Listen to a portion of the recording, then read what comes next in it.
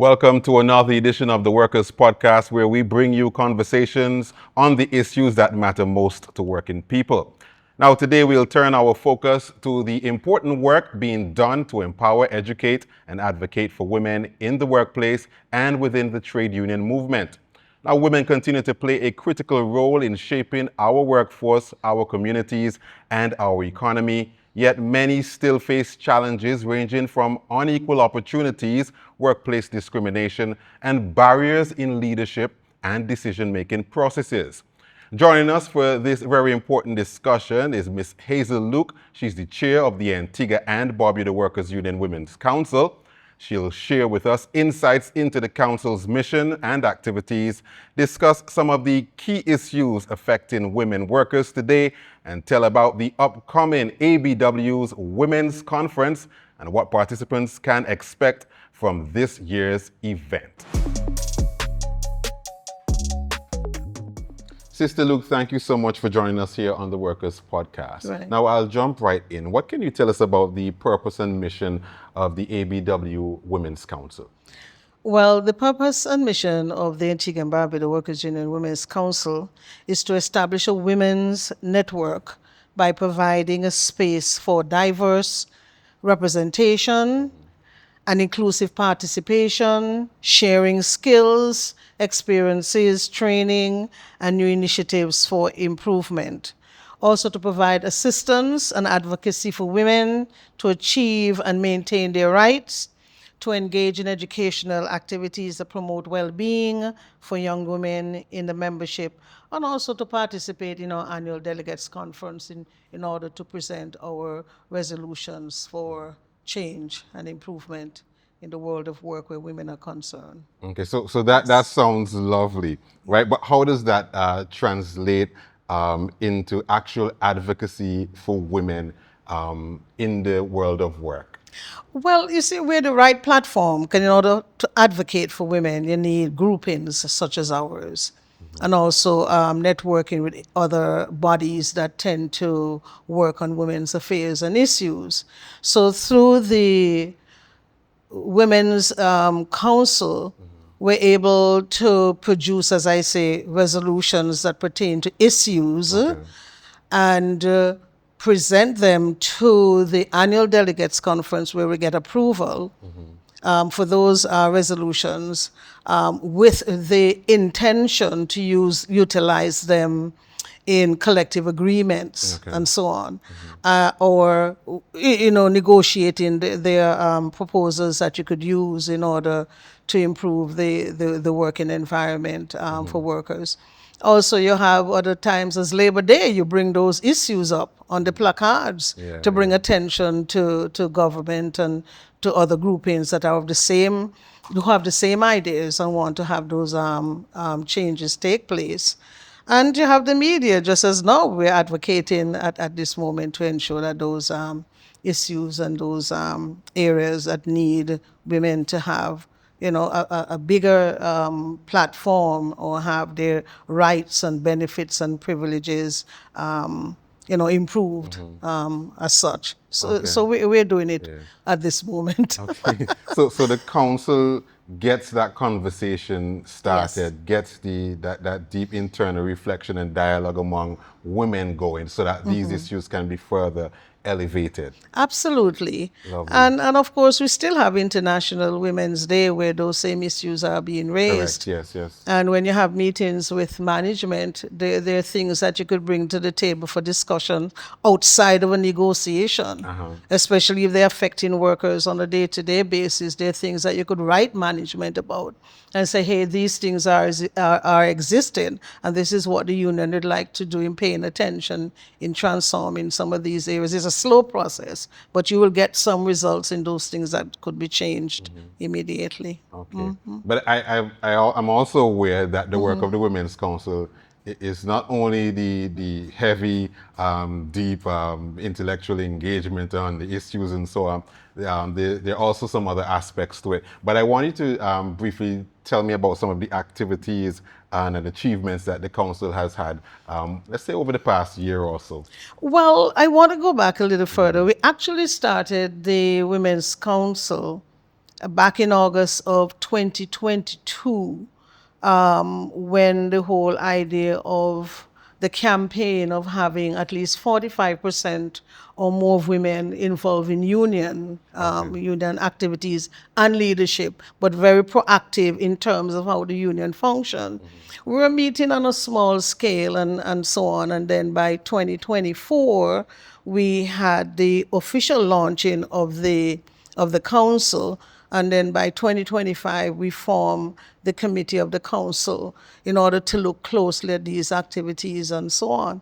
So the council activities are from self-care, mental health, mentoring, having a big sister program. They are on the agenda to do big sister program. Also down stressors programs like candle making, we call it knit and drink. Those are activities coming up. We had a movie night just in February, just to bring people together after a hard, long day. You could get your children or your family to come in and relax, because we think those are some of the things that women have to look at as well. Relaxation at the end of the day with their families. We have a what do you call it, soup in a bowl, warmth in a bowl coming up. But one of the things that we want to look at are the 3 M's, menstruation, menopause, and maternity, inclusive of andropause, because our work must be collective. While we deal with women issues, we still have our men that we have to deal with.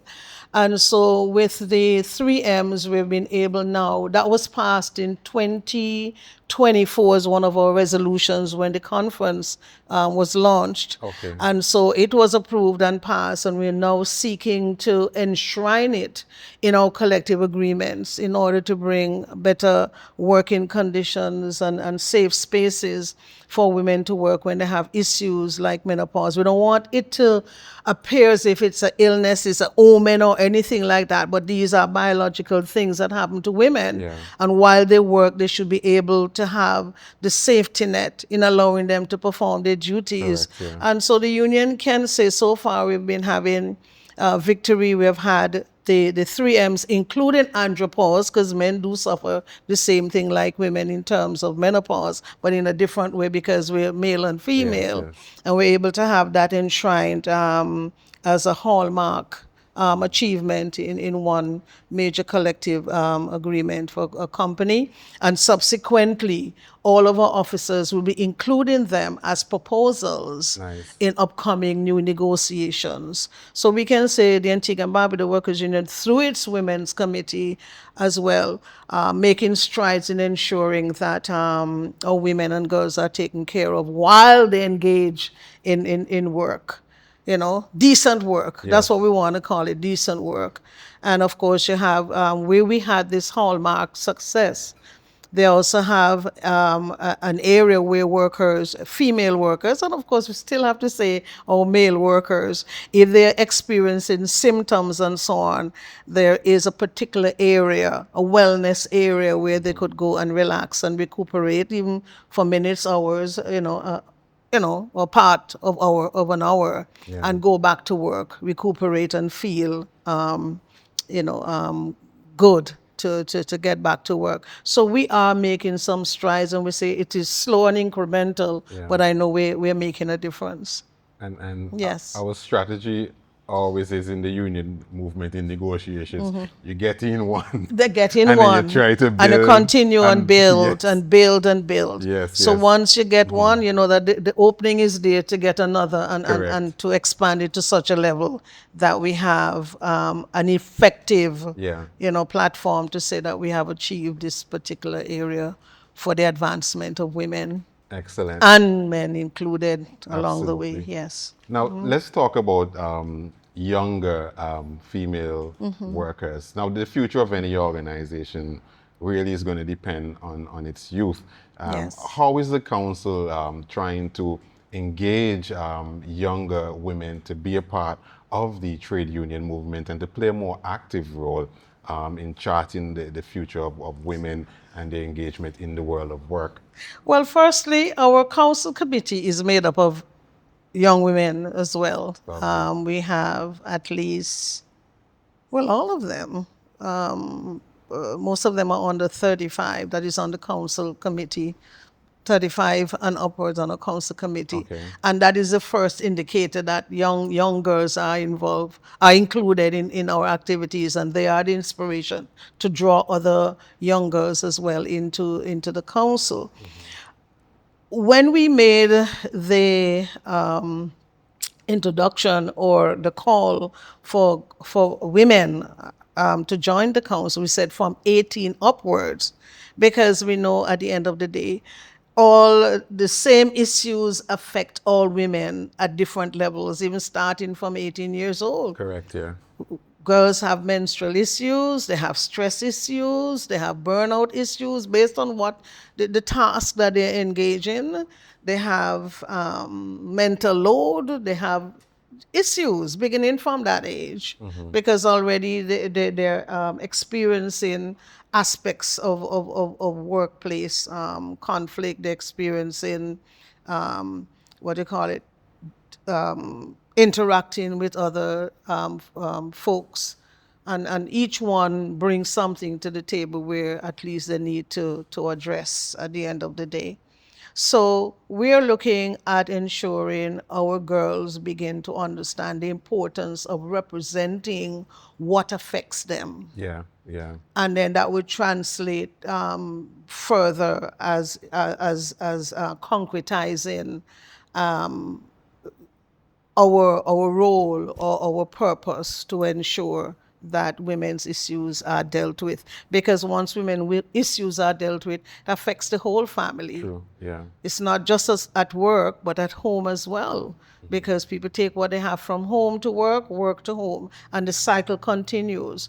So if we are able to educate and train and help women to understand in dealing with these issues collectively as women, look at the commonalities that they have, work them out, and see how best they could network and help each other, then it tends to minimize what takes place in both aspects, in all aspects of their lives at that level. Yes. Yeah, and you're drawing to memory a conversation that I held with our first female president, Sister Malika Parker, some time ago. And she made a very strong point. She said, when women do well, everyone Of course. does well. Exactly. Yes, everyone in the society, in the Exactly. workplace, everyone does well.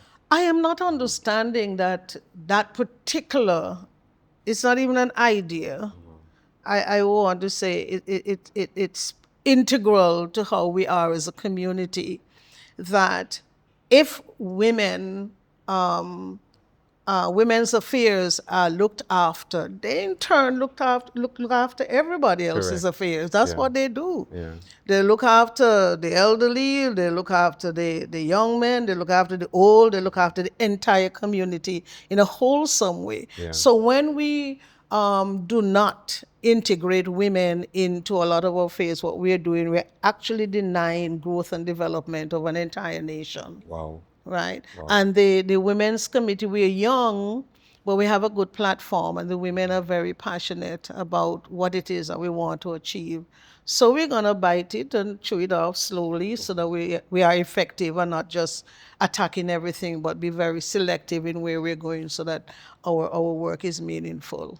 Yeah. So there's not going to be a rush. Yeah. Yes. We're following a specific path in order to achieve our goal and aspirations. Yeah. Excellent. Now, just before us in a couple of weeks, we have a major activity for the Women's Council. That will be the Women's Conference. Tell us about that. Well, this is our third year. As you said, we're a young grouping. The theme is on the 29th of July, and we shifted it to the 29th of July, but would not be out of July because July has been designated as the month for the Women's Conference. Okay. It would have been on the 9th, but in order to be able to access the resources that we want, the persons that we want to be involved, we shift it in order to be able to have some efficiency in that.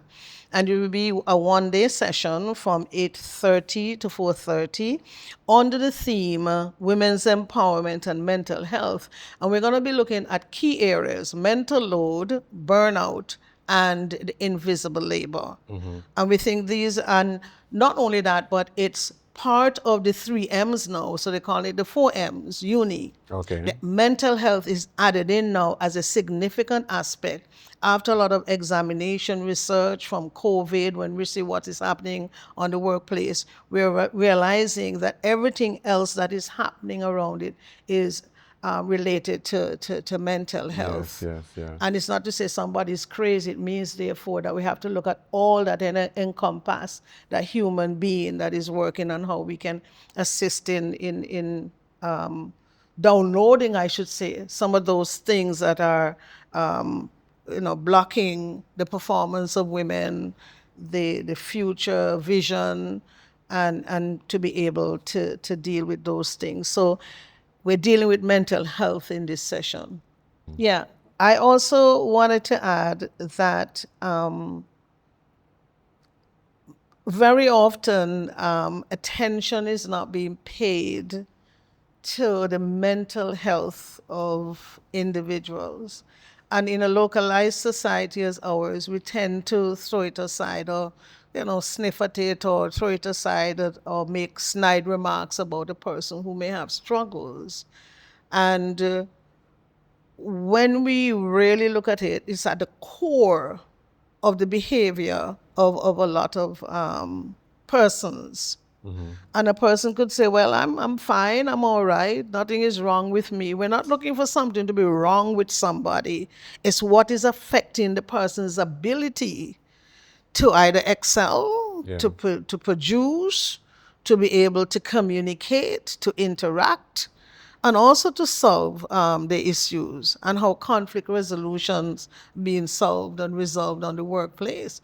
It could be a lot of things that are going on in that individual, and we're complex beings. So no one could actually say nothing is going on with that person, or I am well, so to hell with it with somebody else because I am well. How do you know when you're well? Depends on how you react to a situation that comes up as well, rather than resolving it.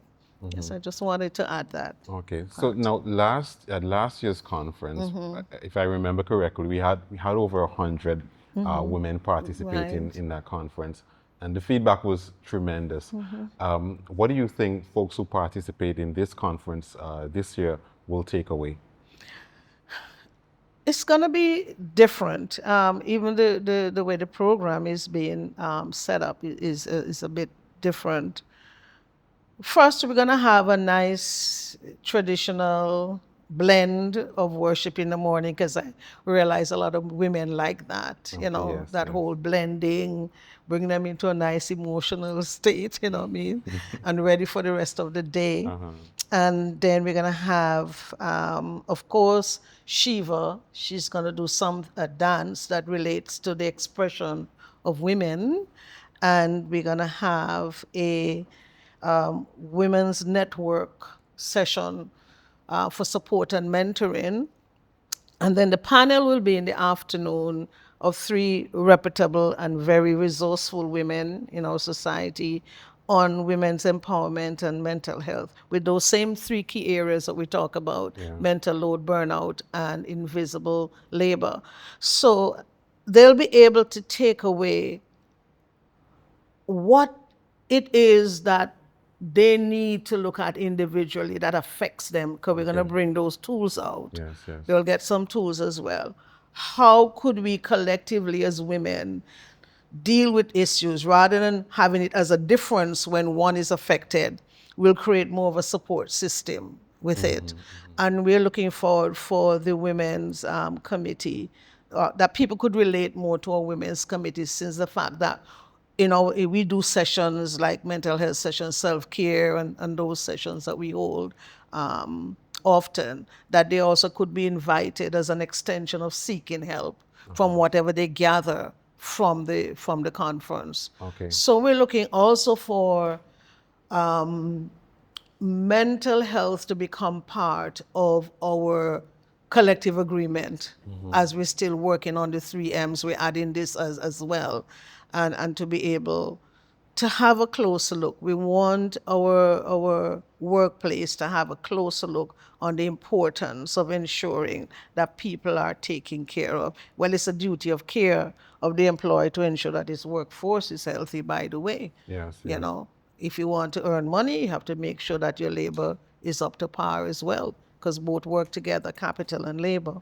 So they could take away a new idea of focusing and a new idea of approaching work and life, well-being, Correct, yeah. to Yeah. become a better version of themselves. Yeah. Certainly. Okay. So with all this equipping of women, this empowering of women through the council and of course through the conference, Yes. we expect to see more women in leadership. I want you to underscore and elaborate a bit on that, why it is important for women to take on more leadership roles in our society and in the world of work. This is long overdue, and I sometimes I wonder why women don't coalesce around each other, because we have to take some responsibility as well as to how we get into that leadership as well, that support system for each other. Yeah. So we can't want others to support us and we're not supporting ourselves. And I think that is something we're going to have to look at seriously.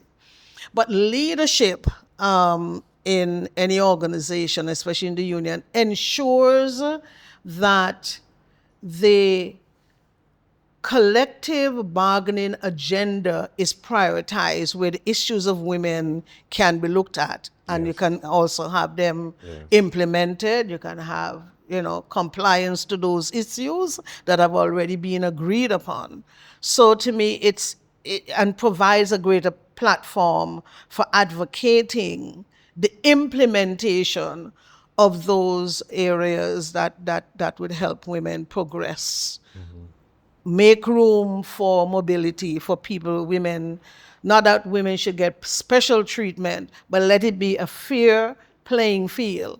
That if I'm just as educated as you are, equal pay for work of equal value, all of those things.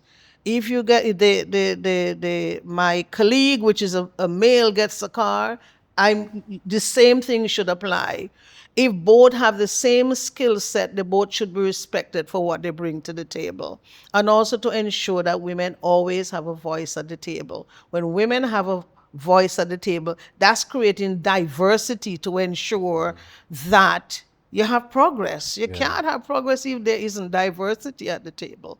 And so women in leadership creates that diversity, right? To ensure that there is wholesome progress wherever that workplace exists. And if the workplace has an agenda, that agenda must include women moving at every level, in every aspect of the company.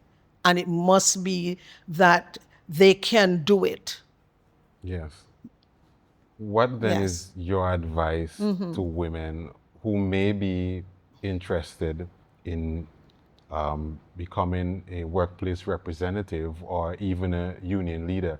What do you have to say to someone like that? Of course, having yourself been a leader through in the union movement and in representation here in Antigua and Barbuda. Women, to me, once you have self-confidence and you have an idea and a vision where you want to go, just go for it. Sorry. I don't think women should seek validation from anybody to say you're capable. Because once you feel you have assessed the issues that need to be, I say, transformed, not just change, but transform for something better, not just change for the moment, then you look for all of those persons within your workplace that have the same idea along the lines of what you're seeking to achieve, and create teams in order to have that done. Create people like look for people like mine, like you are, and get those in committees and groups and so on. But I believe if women have self-confidence, go for it. If you think this is a job or something that you can do, go for it. Then seek the counseling, seek the mentoring, seek the assistance wherever you need to solidify any weakness you may have or strengthen what you already have. But I don't think there should be anything about having a particular education, because having a particular qualification makes a person eligible for something. It's what the individual is capable of doing. So I said to women, if you feel that you have the strength and the confidence to deal with it, go for it, and then seek assistance to help you, get on your way. That's my simple Very thing. simple. Yeah. Yes, very simple, but I'm sure very effective Yes. advice. So let's come back to the council now. For the remainder of 2026, what would you say are some of the priority areas that the council may be looking at going forward? One of the areas, one of, I think, three areas that we're looking at. One, we want to really affect young girls by implementing a big sister program. Okay. That is important from what we've been looking at and our discussions and so on. We also want to look at women we observe as well. We find them all of a sudden on straying. Not that we haven't had it before, but we're seeing if you have one or two, that's too many on our streets, sleeping in bus huts and stuff like that around Antigua. That concerns us a lot. We also want to do a community focus in doing some feeding programs.